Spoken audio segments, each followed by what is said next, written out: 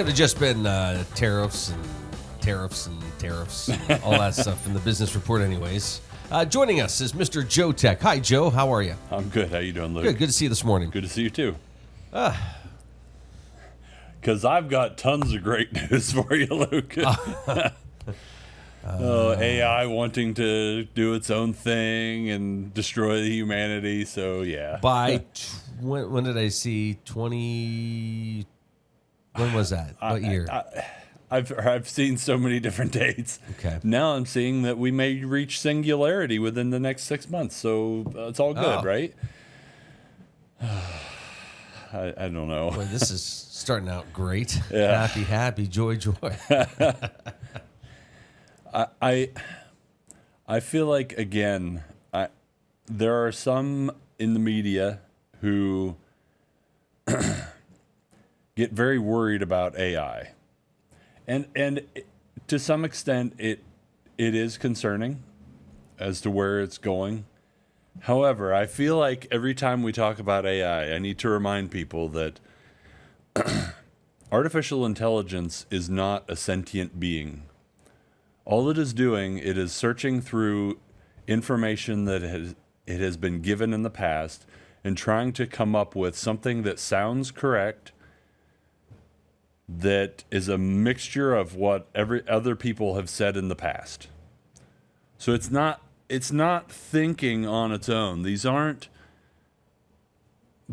thoughts that it has that it is coming up with just on its own. It's just looking at things that have been said before and regurgitating that in a way that sounds like words that a human would speak. So it's still just a tool. It may get to a point where it is thinking on its own, but it's not there, and it's still a long way from that. So I need to preface this next piece. Didn't a robot attack somebody, though? Yeah, I think so. And this one, again, OpenAI's latest ChatGPT model, known as O3, it refused to shut down. So it was given a command to do some things, and then it was given a command to shut down. And again, it wasn't every time. It was, I think the one model, it was like one time out of 100. Another time it was 3 times out of 100. So from time to time, this model it decided not to shut down, even though it was commanded to. Again, it's hard to say why without knowing everything that it was trained on. You know, if it was trained on some, 2001: A Space Odyssey, it might interpret that as saying it is okay to not shut down, if you're not done with what you were doing. It doesn't mean that it is a sentient being that has feelings and doesn't want to be terminated. It's not at all what it means. Well, you're using terms that are sparking fear in people. Terminator. The Terminator was not a documentary. Not yet. Not yet. I will be the one sounding the alarm bells as loud as anybody else if it gets to that point, but we are not there. These are just large language models that are trying to regurgitate. And it's just like a few weeks ago when we talked about they're not good at stock picks. It's because all they're doing is regurgitating what they've read in the past. They're not free thinking things. They're just regurgitating. So this isn't that concerning yet. So Okay. Mark this time down in the date. It's the 3rd of June. Yeah, please do. Yet. Yet. I just want you to remember that. A lot of clauses. There's a couple of asterisks here. See dealer for complete details. Yes. Offer ends. So not valid in Maine and New Hampshire. Did you learn this? I can't remember if it was Mr. Ingleday or Mr. Davidson. How, because you mentioned it, the computer in HAL. Hal, yeah. Okay. Do you know how they got the name HAL?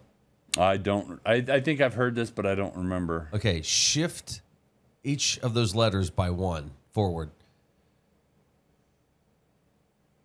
GBM? No. HAL. Which direction? Ahead. Ahead. IBM. Okay. Yeah, cool. That is cool. Wow. Yeah. Who is still a big player? Like I thought for sure like years ago that they would be like one of those companies that got passed by and in the dustbin of history, but they still are a big company and still do a ton. Yeah, did they find like their little space and I they're think just they doing did that? in like business, enterprise type stuff. So yeah, I think they have. So that's my doom and gloom for the day. Well, and here's the headline, the official headline I saw this morning. AI could devastate Earth's population down to the size of the UK by 2300, expert warns. By when? 23. 2023? 2300. 23. Oh, we got plenty of time. We won't be around for that. Who cares? Yeah, that yet comes Yeah. closer to that. Yeah. That date. Yeah. Elon Musk did comment on X about this AI non-shutdown incident with just a single word: concerning. Ooh. So concerning, but not dire. So put it in perspective. I listen to Glenn Beck from time to time, and I think Glenn Beck is usually on. He's usually just ahead of the game. So yes, it will be concerning AI, but I think he's just way too far ahead of the game. But are these people, though, saying this stuff because this is where it's leading and there's a hope that things slow down? But it seems like it's a concern that there's no regulations in place, and so it's kind of the wild, wild west when it comes to AI. So where will it go without some kind of barriers on Do you think to some degree there's no regulation on this stuff because it's so like spread and you don't like, where do you start? Like it's just everywhere. I don't think government has any idea how to regulate it. That's on top of the fact that government moves so slowly and they're easily distracted. They're like a dog from Up, like squirrel. Yeah. They just constantly are being distracted. So, well, you take like Siri or Alexa or all these other things. Isn't that sort of a form of a very, very primitive form? Yeah. Yes. So, is it partly like, okay, if we start regulating, where do you actually start the regulation? Because we kind of have things that are built in where, we can talk to things. Yeah. Well, I think it's a matter of they're not sure how to look at it. Like, how do you, when it comes to cars, yes, we're going to set a speed limit. You can't go any faster than X number of miles an hour. Regulating AI, I don't think you can do that. You can't just say you can't do this or you can't do that. It has to be more of a broad-based, almost like Google's old school motto of "do no evil." It almost needs to be like more broad-based, and AI cannot be used to harm people. You almost need to reframe how you think about it and how you regulate it. And I think that's hard for the government to do. Here's something else. You mentioned IBM, just sort of a big name that kind of got lost in some stuff, but they're still doing their thing. How about the name Johnny Ive? Very good segue. That was my next thing. Yes, yeah. Johnny Ive, the designer for a long time, Apple designer, designed the iPhone. I think the iPad, the watch. Huge name at Apple. And sounds very important when he speaks because he's British, and it's slow, and it's the most beautiful phone the world has ever seen.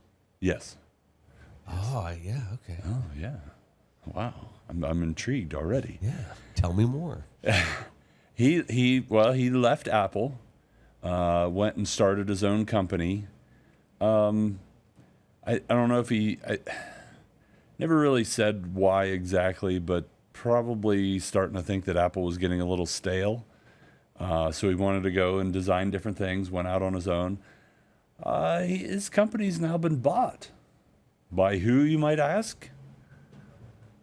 ChatGPT.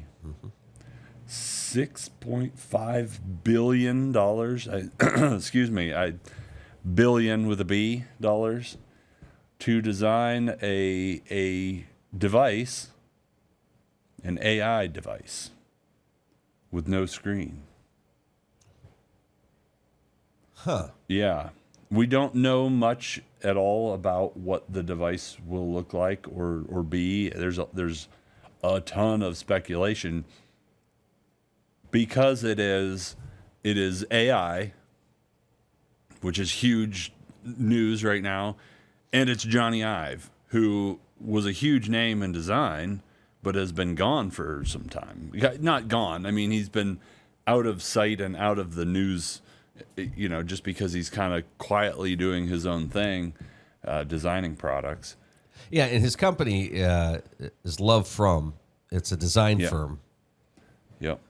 So is that who OpenAI bought, or was it like a subsidiary of them? Because I don't think it was that IO Products. IO Products is what it was. Yeah, and we'll bring the chief designer of early iPhones on board as creative head to develop devices tailored for the generative artificial intelligence era. Yep. So nobody really. There's a lot of speculation. The other reason there's a lot of speculation is we've had a couple of AI quote unquote devices. We had the Rabbit R1, and then we had the Humane AI pin. If you remember, that was the little pin that you could pin to your shirt, and you could literally stick your hand out and it would project onto it. So short messages you could see, but mostly you would just tap it and talk to it. So it was almost like, Star Trek. We're slowly getting to all the things in Star Trek. We're not creative anymore, are we? No. So they would touch their little emblem and they could speak. Well, you could just touch this little pin that you could pin to your shirt, and you could talk to it, and it would communicate or work with your iPhone, but it would like project little things, so you could stick your hand out and see some things. Both of them huge, like colossal flops. Like both of them not even being supported anymore. Like, not only did they we're going to stop making these, they're like, yeah, we're done, we're shutting things down. And so that's the other intriguing part is they're getting into a space that has seen colossal flops. So can Johnny Ive, the guy that nurtured the smartphone to where it is today, can he be the guy that creates a device that is intriguing and compelling to people? I don't have any idea. My guess is more towards I don't think so. If you look back at the iPhone, there were cell phones were evolving towards that. Anyway, there were, you already had Blackberries. You had, there was another smartphone. So those were already kind of going there. And a lot of people now will argue that the big main selling point of the iPhone was not necessarily the form function, but the ability to put apps on it. And the App Store itself was kind of what really rocketed the iPhone into where it became. So now he's going into a space where we've had a couple of flops. We really know those don't work. Can he come up with a kind of a clean slate product that actually does work and is compelling? One thing that I will give him a ton of credit for, there will be a lot of thought and effort put into it. I think the iPhone did have a lot of design studies, a lot of thought, a lot of, what do we want it to be and do, and so there was a lot of effort put into that. It'll look nice. It'll look nice. There were people that were speculating it'll probably be one solid piece of aluminum or maybe even ceramic to make it stand out, and it'll probably have different textures where you're supposed to touch so that you can maybe even have it in your pocket and just feel the different textures so that you can operate it without looking at it. The problem is how does it work with your devices? Will you have to have earbuds in so that you can hear answers? Will you have to wear some sort of glasses type device so that you can see what it,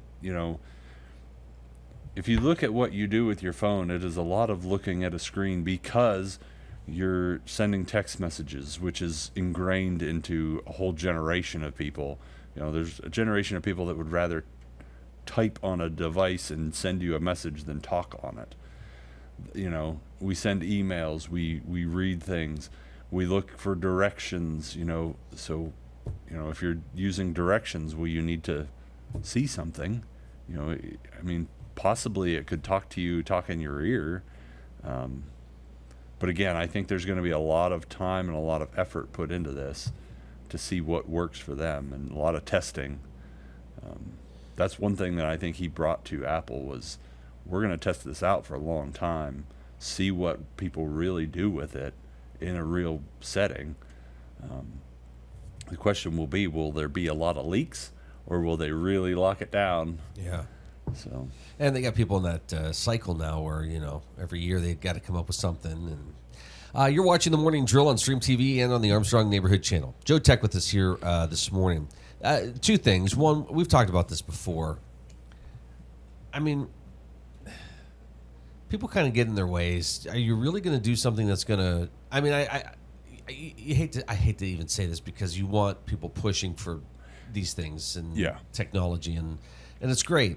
But at the end of the day, we've talked with all these models that come out every year. Like, it works. I can text, I can talk, I can look things up. Mm-hmm. I'm good. So unless you are going to make it so I can push a button and transport to another state, and, again, back to the sci-fi. Back to the, I build me a teleporter, Johnny Ive. I'm good. Yeah. How about this one? Pac-Man turning 45. That one hurts a little bit. I remember going into the local Pizza Hut. Oh yeah, yeah. Atari. Pac-Man was just, it was awesome. That the story. There are documentaries, and I think there's one on maybe it was The Games We Play, or something like that. The story of. And the guy, and I can't remember his name, the guy that started Atari, he's a really good storyteller too. And so the story of getting that started and building those cabinets and it's really pretty fascinating if you really watch it, and it kind of transports you back into that time where it was like, oh, this was all just brand new, and people in their garage if we put these things together, we could put this in a cabinet, and people we could charge them $0.25 to play it. And it's pretty fascinating. And then he went on to start another company, Chuck E. Cheese. That's right. Yeah, a lot of people don't know that the guy that created Atari also started Chuck E. Cheese. Built a place for his cabinets to go. That's makes sense. For parents to scream at each other. Yeah. Yep. So yeah, that one kind of hurts a little bit. Pac-Man is how old's Ms. Pac-Man then? She's a little younger, right? So yeah, 45 years, 45th anniversary of the game. Wow. I don't. Is that still available? Like in the App Store? Can you play? I would imagine it's still. There are emulators. I don't know if there's an official Pac-Man that's available. I don't know that for sure. I've seen a lot of like fake ones, the emulators, but I don't know if there's an official one. Okay.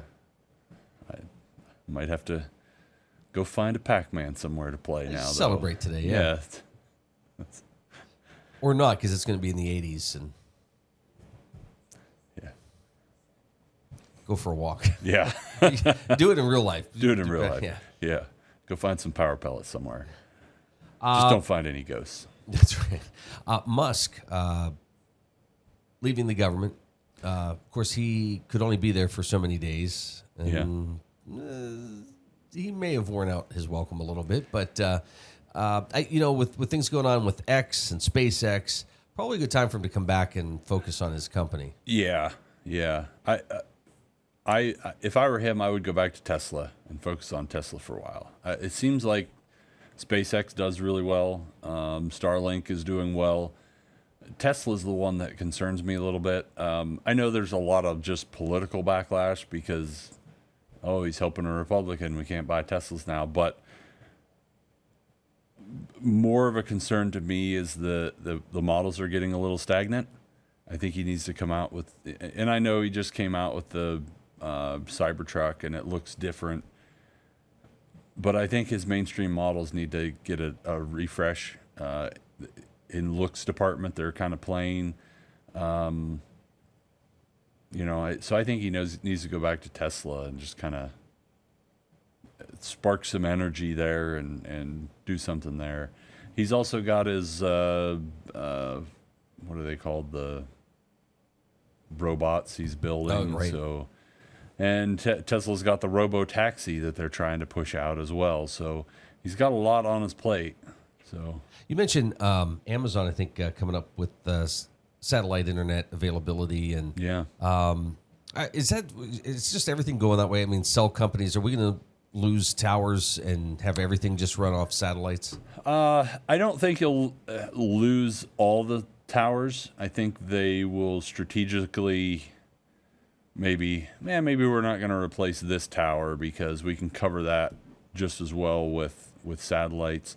Another interesting story is that Apple actually turned down an opportunity to get in on the satellite early. There were talks between them and I think it was Boeing in 2015 of going satellite,